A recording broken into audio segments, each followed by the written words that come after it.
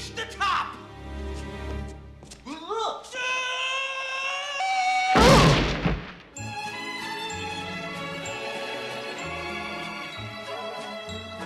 Hello? Where are you guys? I made my podcast disappear. I made my podcast disappear? I don't know. Welcome to It's Always Sunny in Chicago, or It's Always Snowy in Chicago. Something. Is it Chicago? Where did Yeah, it's It's Chicago. Chicago. Yeah. Today we're gonna be talking about the Home Alone duology, I guess. Oh yeah, I'm Red. Hey, how you doing? My name is Harry, and this is my cohort Marv. We're gonna be busting into a house on Christmas night. But no, you can Kevin's call not me. here. You can call me Luke. Yeah. My name is Patty, and Kevin's not here. Pass it on. Alright, so let's get into some news.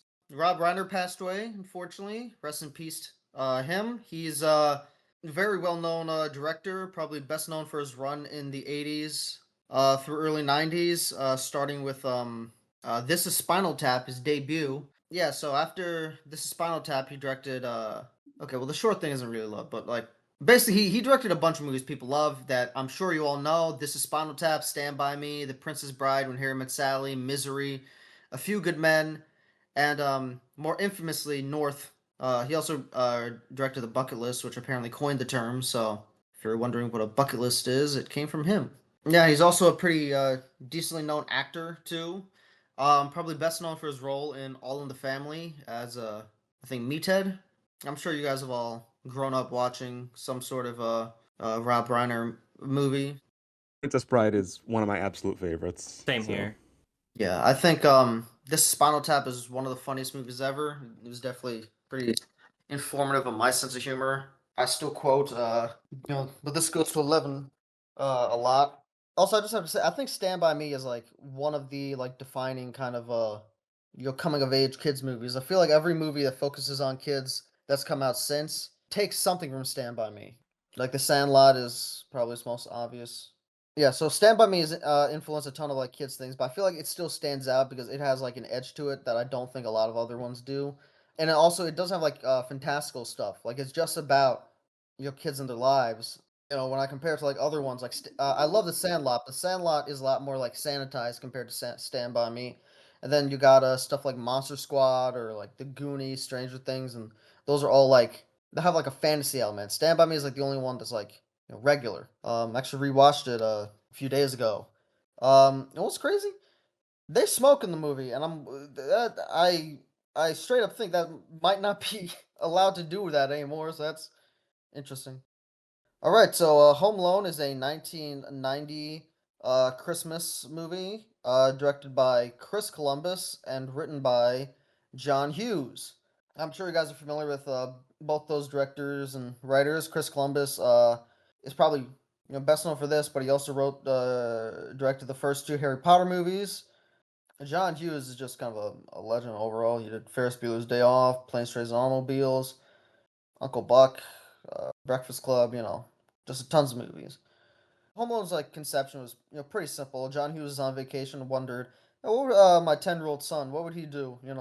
What if I didn't take him?" And just pretty much indulged into pretty basic fantasy there. It was originally going to be financed and distributed by Warner Brothers. Hughes promised he could make the movie for less than $10 million, considerably less than most feature film budgets of that time. But he did not actually think he could make the movie for that much, so he secretly met with 20th Century Fox before production to see if they would fund the project if Warner Brothers proved inflexible. He kind of played a little bit of a shady trick there. Ultimately, the final budget grew to about $18 million. Hughes initially wanted Patrick Reed Johnson to direct. I'm really not familiar with his work. In fact, it doesn't seem like he had any critics before Home Alone came out, which is interesting. Yeah, but instead he was committed to direct Space Invaders, so he turned to Chris Columbus, who had left National Lampoon's Christmas Vacation before shooting started because of a personality clash with Chevy Chase. The Vacation movies were also written by John Hughes, so I guess John Hughes felt he kind of owed Chris Columbus something because Chevy Chase kind of ruined that. Hughes actually gave him scripts for multiple movies and let Columbus choose, because he also gave him Reach the Rock, which is 1998. Columbus chose to direct Home Alone because he thought it was funnier and he liked the Christmas theme. He also did an uncredited rewrite, and among the contributions was the Old Man Marley arc. So yeah, if you like Old Man Marley, that was Chris Columbus's idea. That wasn't John Hughes. So yeah, John Hughes cast Macaulay Culkin because of Uncle Buck, which came out the previous year. Although he did meet with two other actors for the part, as he felt it was the director's responsibility. Fun fact: John Mulaney was asked to audition for the role of Kevin. Famous stand-up comedian John Mulaney, but because he was scouted in a children's sketch comedy group, but his parents refused the opportunity. I guess his parents did not want him to be a child actor. And yeah, before Catherine O'Hara and John Hurt were cast as the parents, they asked a bunch of people, including Susan Sarandon. And Jimmy Stewart was actually considered for the role of Old Man Marley before they casted Robert Blossom, which, Really? yeah, that surprised me Huh. too. So That yeah, would have that would been have been, very interesting if it went through. yeah, it could have been like one of his few scary roles, I guess. I don't know if he's actually ever done a scary role before. Also, imagine like the intertextuality there, because people would be thinking of like It's a Wonderful Life, and for Harry and Marv, for Harry, the role was offered to Robert De Niro first, and That's then John funny. Lovett. Yeah, so Robert De Niro and John Lovett were originally going to get the role, but they turned it down. So then they cast Joe Pesci. Joe Pesci was offer only, so the producers didn't audition him. He was actually pretty late on the list. They also asked Tim Curry, Joe Pantaleon, and Zach Norman before Pesci ultimately accepted the role. And they were actually a little bit skeptical about accepting Pesci because they didn't know if he could play, the kind of intimidating they were looking for. And then Goodfellas came out during production, and then the producers were like, "Oh, okay, never mind. We bet right." Also, Uh, side note, I noticed at one point in this movie, he says, "Hey, I'm a good fella," and I was like, "Yo." the role of Uncle Frank was actually written for Kelsey Grammer, but Grammer was not available. Which, yeah, that makes sense looking when I think about it. But man, I actually kind of wish that happened just because the "look what you did, you little jerk" scene, but it's Fraser Crane would have been so fucking funny. So Daniel Stern was cast as Marv, but right before shooting started, he was told the production schedule had been extended from 6 weeks to 8, and he dropped out after he was told he wasn't going to be paid more for the extended schedule. So they got Daniel Roebuck to replace him, but 2 days after rehearsal, Columbus thought he sucked, so he told him to get back Stern and just pay him the extra money. And Chris Farley auditioned for the role of the Santa Claus impersonator, but Columbus didn't care for it. Also, what's funny is John Candy. You know John Candy's role in the movie. Yeah, the polka guy.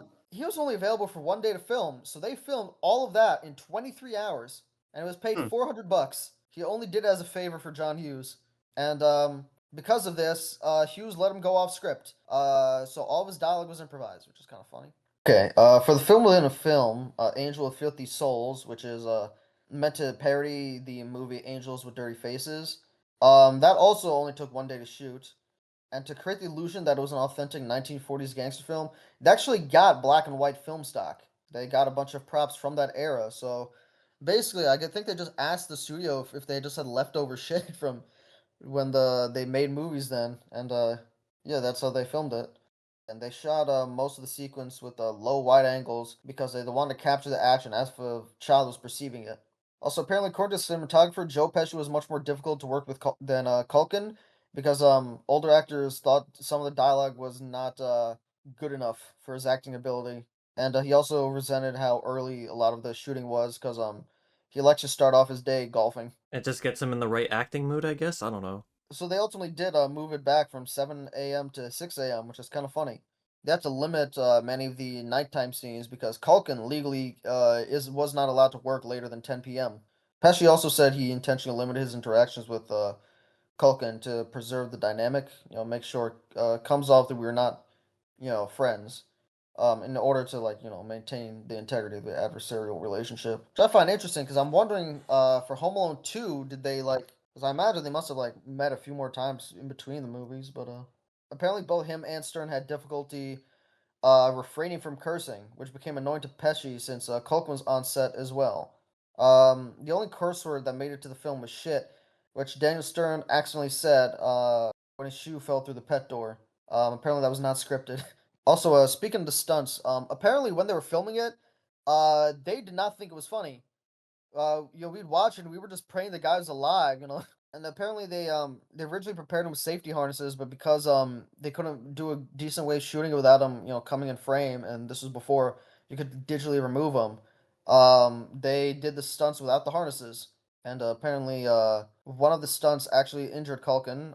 When Pesci bit, when Harry tries to bite one of Kevin's fingers, he accidentally did bite him. Whoops. And the tarantula that walks on Stern's face, they actually did that, so that's kind of cool. I wonder if I he think was I heard actually from somewhere scared. that was done in like one take because Daniel Stern refused to have a spider on his face more than once. Yeah, that makes sense.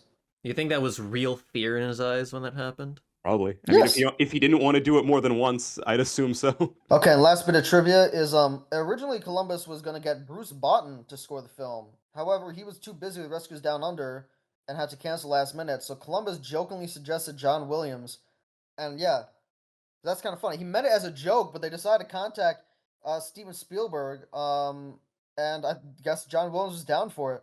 Ain't that wacky? Grossed about $500 million, which I don't know how much that is in today's money. What's it? Because $18 million budget, so crazy, right? Actually, let me put in the inflation calculator. How much is well over $1 billion? So that's crazy thinking about it. A movie like this making over $1 billion. Okay, so McAllister family, which is a very big family, and they have their uncles and cousins there too. They're prepared to go to Christmas in Paris, but unfortunately, due to a power outage disabling the alarms, causing the family to oversleep, in the confusion, they accidentally leave Kevin behind, and yeah, Kevin basically just we just kind of follow Kevin, surviving a home alone, figuring stuff out, growing more mature as he kind of overcomes his fears. So the movie is basically just us cutting between Kevin figuring out how to do stuff on his own, having fun, and basically throwing off the criminals until these criminals finally do realize that he is home alone and try to rob him, which gives us the big iconic climax. There's also a side arc throughout the movie where we see this old man that Kevin slowly befriends and teaches him the spirit of Christmas and whatnot. He actually has And his own yeah, family issues too, which Kevin relates to, and he offers him advice surprisingly that works out That's in the end. that's kind of yep. what sparks Kevin to be like, I gotta defend my house. So yeah, that's the movie. So we've all seen this movie before, right? Of course. Actually, I have a question. Red, I know this is like one of your favorites, especially around Christmas. Lugia, do you watch this one every year? Not every year. It's been a few years since I last saw this one in particular, but it's better than I remember. I would probably say it's one of the best Christmas comedies out there. I think we all have pretty high praise for this film in particular, right? Yeah, I'd say so. This one specifically, not the sequels, but this one, I think it is a damn near perfect Christmas movie. And I'm gonna say, I think the bulk of that, well, it goes to the script because I think the script is tight. But I think like what really makes the movie is Culkin's performance. I think the Kevin McAllister is one of the best written kids character ever in movies. I love the I snark he provides when talking to like other adults, like when he's talking to the grocery store cashier. He's like, like, ma'am, I wouldn't be on my own. My parents are actually waiting for me to pick up the groceries, so if you could just let me off, that would be great. Like, he's such an asshole to people, but it's so funny in a way that's also kind of endearing. I think what like it makes it for me is that he's clever. He's a clever kid, and he does things that I realistically could buy a kid would figure out. But he still has kid logic, because like when he's sad, he goes to Santa Claus and asks him like to bring his family back, and I was like, ah, that's That's like low-key one of the funniest scenes in the whole movie because it's basically just a malt Santa. He's smoking a cigarette. He wants to go home. He's had a long day. And then you just have this kid come up to him, trauma dumping that his family left him behind and he wants him back. He's like, what the fuck? yeah, you can tell he's like, ah, I think what really makes Culkin's performance so impressive is not only the fact that he does feel believable as a kid, but for a majority of the film, again, he's by himself. He doesn't have anybody to interact with. And like that's not easy, especially for a child. And what would a kid do when not under parental supervision? Eat fucking junk food all day. He splurges on ice cream. He watches adult films. He does anything he goes through wants. his brother's Playboy magazine. He doesn't even like it. One of the strongest aspects about the original Home Alone for me is the connection between Kevin and his family, specifically his mother. Because at the start of the film, it's clear that they have a very rocky relationship. Kevin's always being picked on by his brother. Everyone calls him out for throwing the pizza at Buzz. They think he's the one responsible. But as you progress, he has like 5 siblings. You can tell that he's kind of the middle child. Like yeah. he's not young enough where like he gets the kind of attention he probably needs, but he's not old enough where like he's given any respect. So he's just kind of like stuck in this dead zone. But when he's actually alone, he's enjoying it for the first day or so, but then he realizes, man, I actually kind of do miss my family. And the mother, of course, is panicking even after they head over to France. She goes on her own misadventure to get back home to Kevin, which the sequel didn't do, surprisingly, but I really liked it in this one because it kind of shows like even though they had like a rocky start at the start of the film, she ultimately does care as a mother would for her child. So I think the family aspect is very strong in this one specifically. I feel like I want to give like this. I feel like this movie would have been so easy to mess up, but I feel like they really like the performances. I think really just like make it like you don't think like they're bad parents, and I feel like that's like it's commendable with how they play it that you don't think they're bad parents. Also, rewatching it's so funny seeing all the little like bits and pieces in the first act that pay off and how exactly Kevin gets left behind because one thing I didn't notice that I did notice this time was when Kevin knocks gets into a fight with Buzz his passport accidentally like gets thrown into the garbage can, which is why I think they don't realize that is one of the reasons they don't notice he's missing. That and they count the neighbor kid accidentally. So the whole time they think they do have him. And so the fact that she realizes Kevin's gone, even despite that all the evidence points to the fact that they do have him. I don't know, I think that's something. So, I'll admit I haven't seen. I don't think I've seen this movie as much as you guys have. I do remember the very first time I saw this movie. It wasn't anything crazy. I just caught it on TV, but it's just like kind of a cozy memory for me. I was like 5 years old. So this is like the third or fourth time I've seen this movie. I wouldn't say it's necessarily a personal favorite of mine, but I definitely see why it's a classic. It does a good job balancing out the heart and the humor. And again, Macaulay Culkin's central performance is definitely very strong and very charismatic. I know everybody fixates on Macaulay Culkin's performance, but I think the supporting cast also is like really stellar. Like again, Catherine O'Hara, but of course Daniel Stern and Joe Pesci. Absolutely. You feel yeah. so sorry for these guys after the fucking torture they're put through trying to rob the house. Granted, is it deserved? Kinda, but also, goddamn, I'm surprised they didn't die. This is the best fucking like live action Looney Tunes movie ever made. It is so fucking funny. When Even Marv to this day, steps it's on funny, the man. nail, I die every time. The noises they make is just so funny. Like at a certain point, you could just tell that like they're bickering the whole movie, but it's like, oh, like dude, there's like so much like pain and like I don't know, it's so funny, but like again, like I think like they just play it just perfect enough.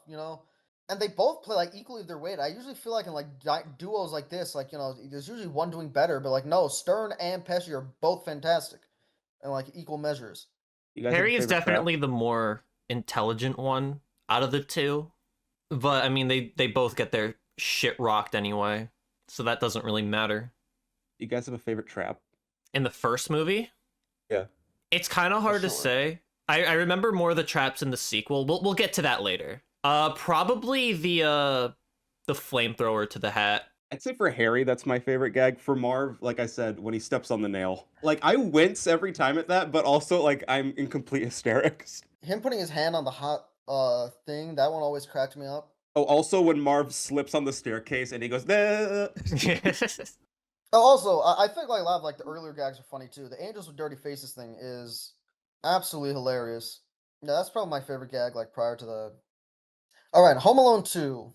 So Home Alone 2 Lost in New York came out 2 years later in 1992. Same director, same writer, same actors. It's they got the whole gang back. And yeah. So Hughes finished writing this film after signing a 6-picture deal with 20th Century Fox. It actually grossed a lot less than the first movie, which I think is interesting. About $100 million less, which still turned a big profit, but much smoother production, just because the first one was such a success that they pretty much had faith in it. It was shot in the Plaza Hotel, which was owned by Donald Trump, which has a cameo. You know the scene where Joe Pesci's head gets set on fire? Yeah. Yeah. Joe Pesci actually got burns on his head from that. They actually set his head on fire For this Oh, one, not the first one. for this one. So that's crazy. well. A bunch of video games were released. In part because of the first movie, but also to promote this one. I don't have many fun facts here, so let's just get into the story. So, Home Alone 2 is basically about takes place 1 year after the original, and we see Kevin now lost in New York. Yeah, so basically, first that's kind of the same, exact same conflict. They end up back in New York. No, okay, exact same conflict. So this time they make sure that Kevin's with them at the airport, but when they get to the airport, they make a mistake, and Kevin ends up on the wrong plane. He ends up in New York. They end up in Florida, and yeah, it's basically a repeat of the last movie. In New York, he uses his precocious child wits to book a hotel room, and a lot of the movie is actually him dealing with the hotel room, which I think is the most unique part of this movie. And it's the part that makes it stand out. Unlike Old Man Marley, he befriends a homeless woman. Coincidentally, he somehow keeps managed to run into Harry and Marv again. This time, they decide to go after Kevin, in part because of they're planning to rob a store and Kevin plans to stop him, but also just pure revenge. This time it's a lot more emotionally motivated because this kid fucked fucked their life up. Home Alone 2 is a movie that I used to watch a lot as a kid because it was a sequel to Home Alone. But even back then, I thought it was kind of worse. And now I definitely think it's worse. But I still like the hotel stuff. Like, this is like the best way I can describe Home Alone is that it does everything worse than the first movie, but the hotel stuff is creative and funny enough. Like, I like that. I like the hotel. But like, the second he leaves the hotel, I want to turn off the movie because it's just kind of bad outside that. Actually, and looking over my notes, yeah, a lot of the praise I have is towards the hotel stuff. Everything surrounding it, again, is worse, but still like it. I Here's the thing. kind of disagree with everything being worse. I think it's give and take with this film. Yeah. Since it's I primarily think repeating. It's a more hit or miss Home Alone this time around, I'd Since say. it's repeating a lot of the gags from the first film, it's basically trying to outdo itself and like have like more setup, more payoff. Personally, for me, I think the Dirty Angel scene is better in this one than the first movie, Oh, but that's yeah. also I probably agree. because It is. of Tim Curry. I think the traps are much better in this one than the first one, but they're going all out for that one. They want to put Harry and Marv through more pain, so that makes I sense. actually disagree. I think the traps are better in the first one than this. Because I think the first one's traps are more creative. When here Brutal. it's a lot more brutal. But what I liked about the traps in the first one was the creativity. Because like to me, the fantasy was like you getting to invent all these cool stuff. Feel like Wallace and Gromit almost. But here, like it's still funny. But like it's just like a dude taking advantage of like the fact that the building isn't finished and like he's throwing bricks at people, which is funny. But like it's not like his most ingenious stuff. It's for the most part, it's just kind of like. Just But go on though. going back to what I like. So I like the traps. I like that one scene with Tim Curry. I like the scope of New York as a setting because of course like you can't have Kevin just like be home alone again. That would be boring. So how about we drop him into a city all by himself? And I kind of like what they do with that where he explores a lot of like New York landmarks. You even see the Twin Towers in one of the scenes. Yeah, I Um enjoy that. but I I also think like the scene where he meets those hookers because that's just kind of funny. But I think the actual meat to the story is lacking because we've already seen this before, and I feel like the film is kind of aware of that. So it doesn't really harp on what made the first film special all that much. The family aspect, I think, is a downgrade from the original because we don't see the mom have or the family go on like a big misadventure to find Kevin. They just go to the airport from Miami to New York, and then there they are at the end. The bird lady, I think, was also kind of give and take. I do like the payoff with the turtle doves at the end, but she also just felt kind of she also felt like she was a repeat of the old man from the first film as someone that consoles Kevin and vice versa. So I do agree with Lugia in that this is a more hit or miss Home Alone. The heart definitely isn't as strong, and it does repeat a lot of stuff from the original, to mixed effect. But I do have something. Okay, I don't know how controversial this is to say. A part of me prefers this film structure to the first film because the first film I do understand, like, the appeal is that he's home alone and that he's doing what a child would do in that scenario and how he progressively is like, "This is awesome," but then, "Oh, wait, this is really dangerous. I miss my family." But at the same time, that scope did feel kinda limited. Again, it's just him by himself, and it's impressive that, as a child actor, he's able to pull it off. But there does come a point in the first film where I feel like I've seen all I can see with him by himself, and I'm just kinda waiting to get to the traps. Whereas in this one, he's at the hotel and then he's in the city and then he meets the bird lady and he forms a bond with her. And then he's at his relative's place where he's setting up the traps. I feel like there's a bit more variety in this one compared to the first film. It's also funny that Kevin just goes to like one of the most prestigious hotels in New York, like with his dad's credit card, and he doesn't give a fuck. Like he ordered, I think it was like less than $1,000 of room service, which It was like, nowadays yeah. is it's gonna be a lot more. But yeah. So my take on Home Alone 2 is that I think it's a lot weaker, and just mainly for three reasons. I think the traps are weaker, which I guess that's subjective. I don't really like the bird lady. I kind of just felt that that fell completely flat for me. And the thing that I think that really kind of held it back for me was just I think Culkin's performance is just a lot weaker than the first one. I watched these back to back, and like I was kind of shocked by how much worse like Culkin's performance was. He felt so phoned in, and I'm like, I was like kind of thrown off. I was like, what happened? Like he was so good in the first one, and here I don't know. He just seems so monotone. He seems like too, I don't know, cool for school or whatever. When like, I don't know, the first one had like a real innocence to him, and I don't know if it's because he's like 12 instead of 10 now, but or Well, it's maybe the it's just second because like time he he was wasn't. left alone. Maybe he's like Yeah, sick but of it no, already. no, but he was like that like from the start of the movie. He was just very like monotone, and I was like, I don't know. I don't know, maybe he was tired. I mean, like after Home Alone, he became like super famous. So yeah, I don't know. I just felt like that part being so weak is kind of just what like made it feel like a worse picture for me overall. I do agree. There's more stuff to do in New York, but ultimately, I just kind of felt like going on vacation by yourself isn't like that much of a fantasy. Like even like indulging in a hotel. Like what I like about Home Alone is like almost the fact that you get fed up to me almost kind of makes it stronger because like the first day is just about him having fun home alone.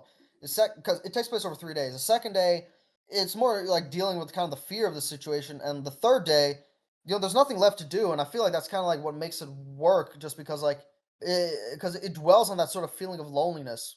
Yeah, I'd recommend both movies. I So, just what would you give I if you were to give Home Alone 1 a 10 out of 10? What would you give Home Alone 2? a six maybe, I don't know. Damn, okay. It's just because, like, here's the thing. Ultimately, after he leaves the hotel, which is about like halfway through the movie, I kind of turn it off, and even like I just kind of want to turn it off because I just don't care about like anything that happens after. And even again, I'm kind of mixed on the some of the stuff in that first half. So yeah, I don't know. Ultimately, I like it. Like, I don't dislike the movie, but yeah. I think what also doesn't really help is that you would think. I mean, I get it. It's a sequel. They're supposed to reuse a lot of the same tropes that make Home Alone, but the fact that the family like left Kevin behind again just is very irresponsible on their part. And I'm pretty sure canonically this isn't the last time this happens because doesn't Home Alone 4 reuse the same characters? Apparently, but I did not realize that when I watched that movie because he looks like the kid from three, so I just assumed it was a guy from three.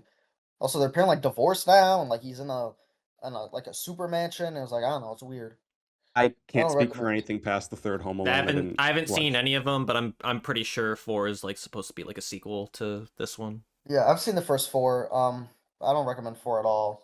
It does not appeal to me. Three, I don't hate as much as most people because I kind of like the fact it's a Rear Window riff.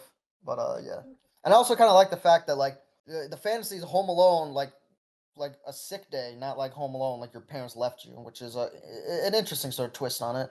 I don't know. I don't think Home Alone 3 is as bad as people make it out to be. And you said you didn't think the traps in 2 were anything great. Was there any that you did like though? I mean, yeah, I still think it's kind of funny. How Marv gets electrocuted. That's pretty. It's a good visual. Again, I thought him just throwing a brick was kind of funny. I guess the lawnmower one is like the only one that felt kind of creative. So I dig the lawnmower one. And yeah, I'd say those three I think are Lawnmower? funny. Is it There's the a one with the lawnmower gag lawnmower? in the third film. I don't remember a lawnmower gag in the second one though. Okay, I might have gotten that mixed up. Hold on. What are the?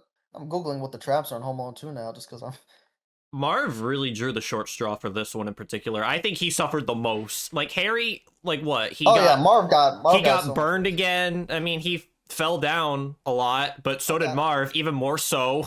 Okay, I dug the blowtorch one in Home Alone 2 I liked, and electrocution one. I like the part where he says like, "Harry, I've reached the top," and then he just falls all the way down into the basement. Immediately after that, he delivers one of my favorite lines in the whole duology. Wow, what a hole! Also, they totally should have died. Like at some point in the middle of that whole escapade, like they should have had broken bones, they should have bled out. Hell, they got crushed by a toy chest. They've fallen down fucking 50 feet countless times, and they're fine. Nothing broken. Of course they're fine. They're the sticky Only- bandits. Only in a kid's movie. It makes the first films like traps feel tame by comparison.